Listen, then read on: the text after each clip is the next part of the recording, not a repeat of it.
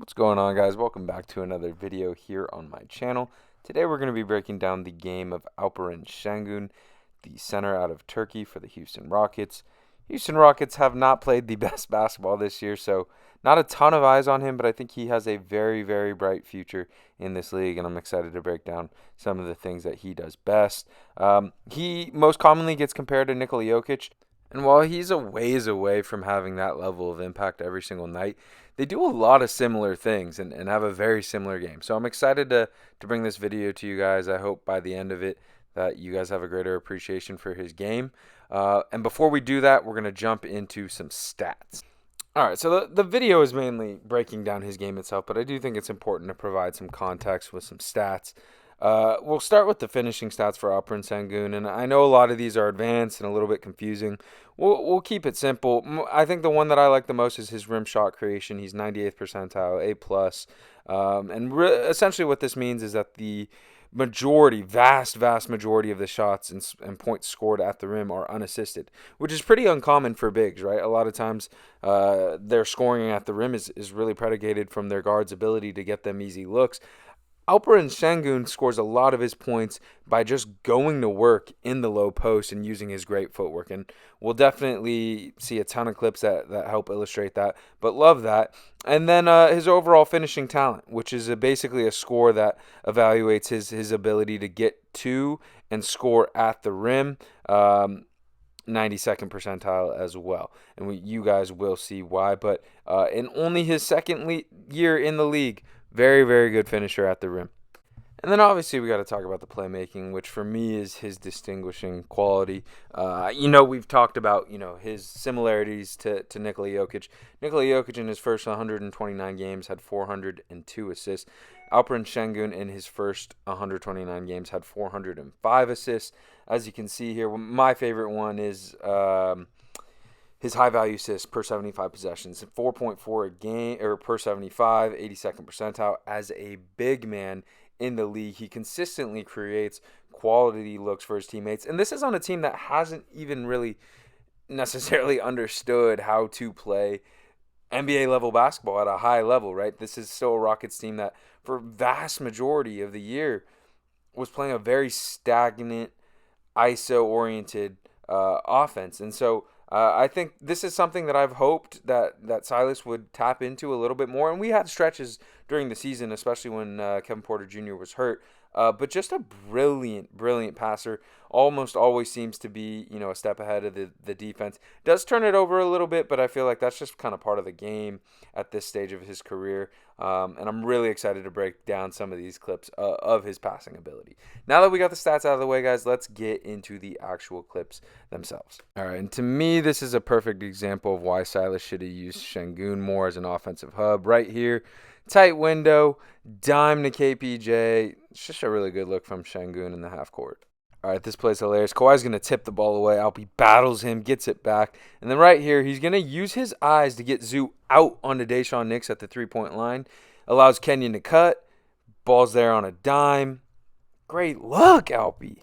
Simple stuff here. He's going to post up Gafford. DeLon falls asleep. And a boop behind the back. Easy look for Kenyon Martin. Okay, so Alpi is really good at using his eyes to manipulate defenders. And you're going to see it right here. He'll get a drop-off pass. Harrison comes to help. And then right here, you see Keegan. He has a choice to make. Alpi is staring at Jabari Smith Jr. It forces Keegan to stay out and not drop baseline. And it opens up a wide-open dunk for Kenyon Martin. Okay, here he is at it again. Now, I know Christian Braun is not in the best position anyways. But I want you to see how he moves with Alpi's eyes out to KPJ. Drops it off to Jabari, and Jabari's like, good pass, big fella, good pass. He is so dangerous in the short roll because right here, he'll pump fake, draw these guys, and then look at this pass, man. Like, that is not normal at all. Okay, dude, if this pass doesn't make you giggle, bro, something is wrong with you. Freeze it. Who's he passing to here? Who's he passing to? Oh, my Lord, bro. We got to run that back. Just watch it. Just watch it, dude. This is special. This is special. That doesn't even make sense. Oh, you guys want more? I'll give you more, man. Again, right here. We'll pause it. This is when he decides to make the pass. How? A little tic-tac-toe here. It just shows you how fast he processes the game, right? Like, it's there immediately. All right, here we go again. Killian almost gets the steal up. He gets it back, gets downhill a little bit, collapses the whole defense, and then watch the head fake to the right corner. Gets Bagley running out there, Duran to commit, and then he's just going to drop it off behind his head, man. That's just manipulation and supreme pass making ability. All right, I'll give you one more, man. We'll just right back at it. He's going to take Thomas Bryant down here, and we'll freeze it when he decides to make the pass, right? Not looking at him at all. No one has any idea he knows he's there.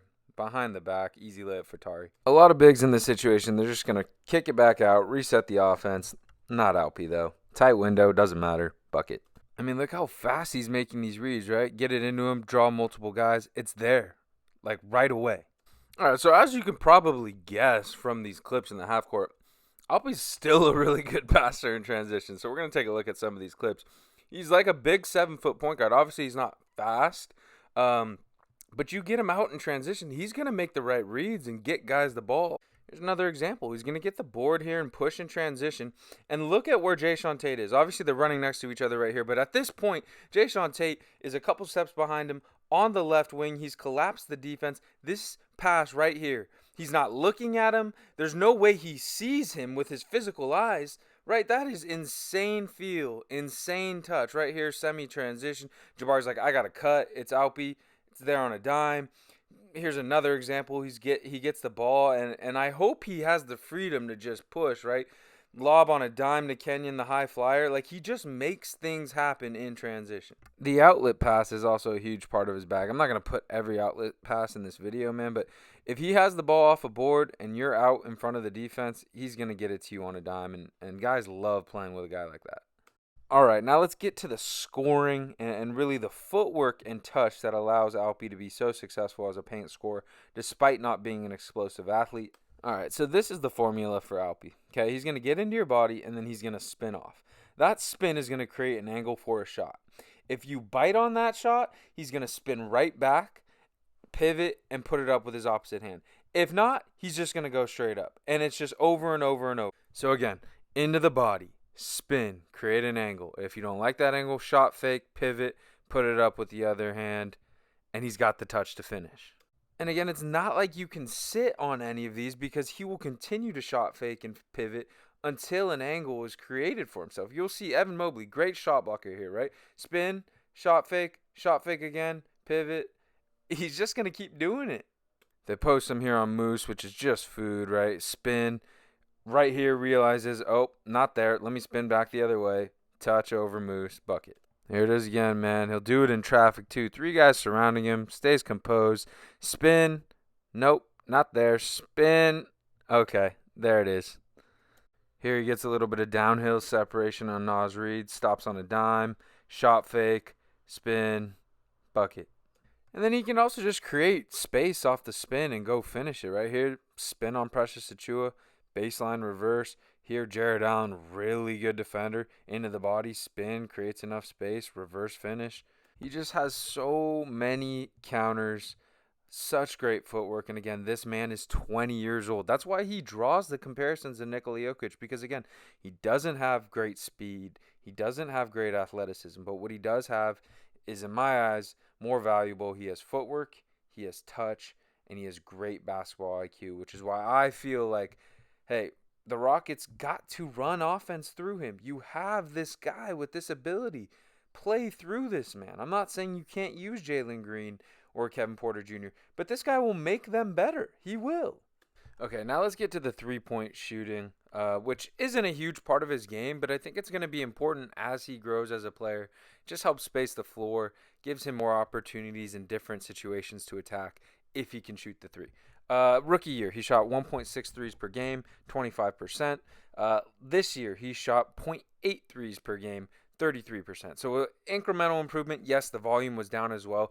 But as you can see in these clips, he can shoot it when he's wide open, right? 71% from the free throw line. Not amazing, but you see the touch in these clips in the paint. And 71% from the line as a big is not the end of the world as well. And again, we'll go back to comparing him to the big fella out from Serbia and Jokic. Rookie year Jokic took 1 3 a game, 33%. Second year Jokic took 2 threes a game, 32%. And then you saw as he began to get more and more comfortable in the league, His usage from three went up, and his percentage from three went up. And so that's what I think we're looking at again here with Alpi, where yes, it probably won't ever be a huge part of his game, but it's something he can do. It's another aspect of his game that is going to open up the offensive side of the floor for him and his teammates. And I think you see next year, just looking at an incremental jump in like taking two a game, right, and making like 30% or 33%, or even holding steady at 33% with a higher volume will, I think, be an encouraging sign from someone like Alpi. All right, lastly, we're going to talk about the handle. And it's not like having a handle as a big is super, super important, but I just think it's an element of his game that is really fun for me to watch. Alpi can put the ball on the floor. We're going to start with this play on Rui. That is okay, that is terrible defense by Rui, but that is also a guard move right there. We just got to watch it again. Reminder, this is a 7-footer doing this, right? Boop. Oh, my goodness, Alpi. All right, here we're going into a nasty behind the back on Nasri. Look how fluid and smooth that is. Okay, this is really bad team defense from the Raptors here, but still, he puts it on the floor, beats Koloko, beats Scotty all the way to the rim for a dunk. And then here he is going left. He can go both ways, right? Gets into it, body control, hangs, floats, draws the foul. Impressive stuff. And this one's my favorite, man. Great defense to get the tip. Gets the ball back, and then he just goes and pushes it. And you can tell Brandon Ingram's like, he's going to eventually pull it out, right? Like, is he really going to do this? And then he goes, takes on the whole defense, yams it on their head. Alpi is just such a fun basketball player, man. All right, now I'm going to just let some clips roll in the background. These are just leftover clips. But it's one thing for us as fans to break down these games. You know, I'm not in the NBA. I'm not an NBA scout. I may love watching the NBA, but I'm not. So I just think it's cool when you get the perspective of players, good NBA players in this case, who have played up close and personal, seen it live, and have them talk about how impressed they are. And in this case, it's going to be Paul George. Paul George was on a podcast. All credit to him, right? This comes directly from his podcast. And he talked a little bit about Alperen Sengun and his thoughts about him, and gave major respect. So I'm just going to let that play. He can do it all. Part of his game. I say the greatest part of his game is, I got to say, his playmaking. Like, at that size, at that position, his playmaking. I seen some flashiness where like on some magic type shit. And he a big dog. Big guy. He can really hoop. He's got a good touch, good feel. He's got playmaking, great vision. Like he's gonna be like the baby Joker. I think he's got a full, complete package at the center position. And then P. Bev weighed in a little bit on his podcast about Alpi. Sengun. Sengun. Alperen, son of Goon. Ooh, I like him. Yeah, he has a lot to his game. Ooh, I like him. What do you like about him? Everything. His footwork, his touch, his IQ. So there you have it, guys. Those are guys in the NBA who have hooped for many years. Bev, maybe not an all-star, but he's a winner, right? Say what you want about him. He's a winner. And PG, multiple-time all-star, multiple-time all-NBA player who have seen him up live and close, and at 20 years old, already have this level of respect for him. So, and you guys see why, right? I hope now, as we've gone through some of these clips, that you guys see the potential that this man has. And there are still flaws in his game, for sure, right? He's not a great defender at this point in time. But I don't think it's because of a lack of IQ, right? I think, one, it's hard to be a good defender when you're on a team that, as a whole, doesn't defend well, right? I think the center gets put in a lot of tough positions when your whole team can't defend.